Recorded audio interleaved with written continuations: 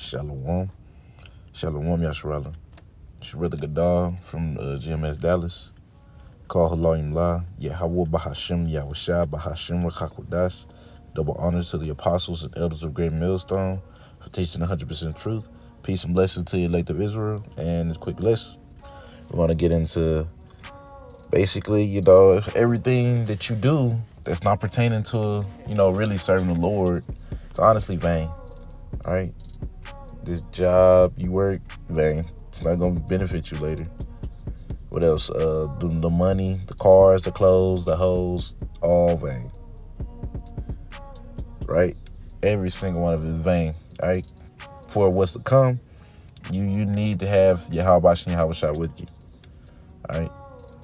That's why it's important to take this serious, because this is the only thing that can, this being in this truth and serving Yahweh in truth and sincerity is the only way you're going to be delivered in these times to come. Not by money, not by nothing else, but this word, man, this truth, this wisdom and knowledge and understanding that the Lord has given us. All right, your faith. Oh, man, your faith is the biggest part. You got to believe. You can do all this, but you have to believe. Right? But we'll go ahead and get 1 Corinthians chapter 9 and verse 25. It says, and every man that striveth for the mastery is temperate in all things. Now they do it to obtain a corruptible crown, but we an incorruptible. All right? You got the greats. Every time I read the scriptures, I always think about Kobe. All right? The Mamba mentality. The way he worked very, very hard for what? A corruptible crown, being in the NBA. All right, being known as Kobe, right? And like he worked very hard for that one. But guess what? It's all vain. Because, he's not here now. No, he's not here, and the Lord's not pleased with him from that. Right? Because you're an NBA star, or, you own a business, you own a company,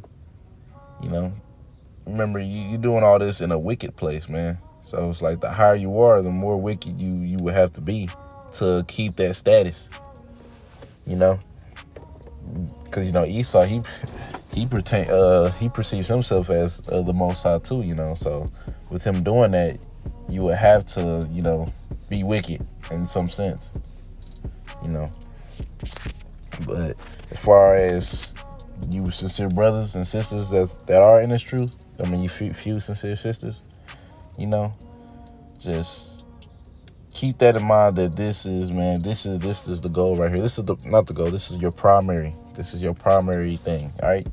There's nothing wrong with like getting a business, or like getting a better job to make a little extra money, stuff like that. There's nothing wrong with that, just so you can survive here, though. That's the mindset you have to have.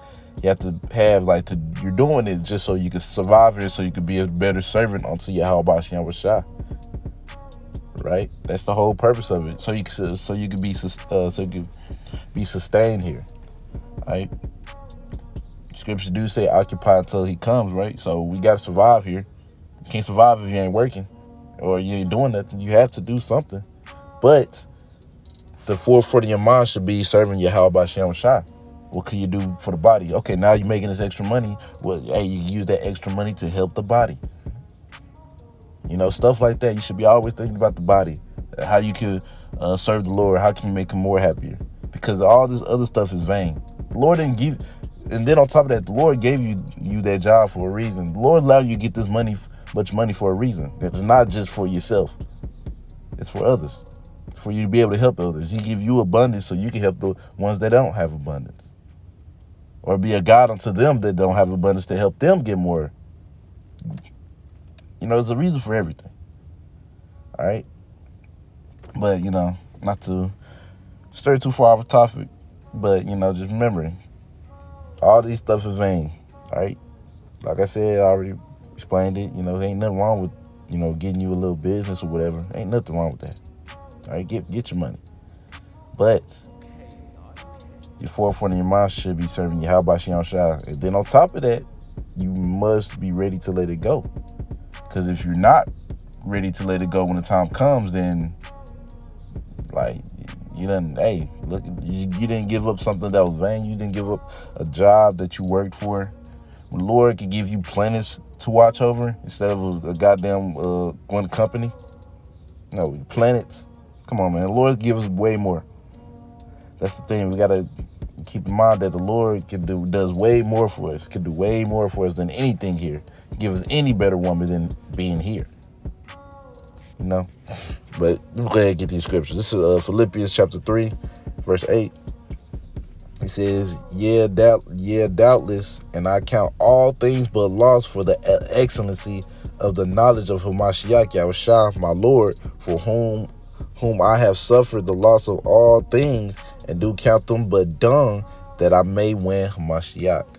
All right, so you count all things as dung, which is poop.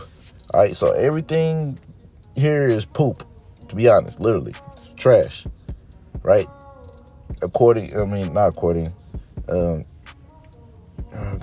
Comparing to this gospel, man, this good news, right? And it's only good news for some, and mainly the Israelites, right? Let alone the remnant of Israel. But yeah, man, because bro, it's just vain, bro.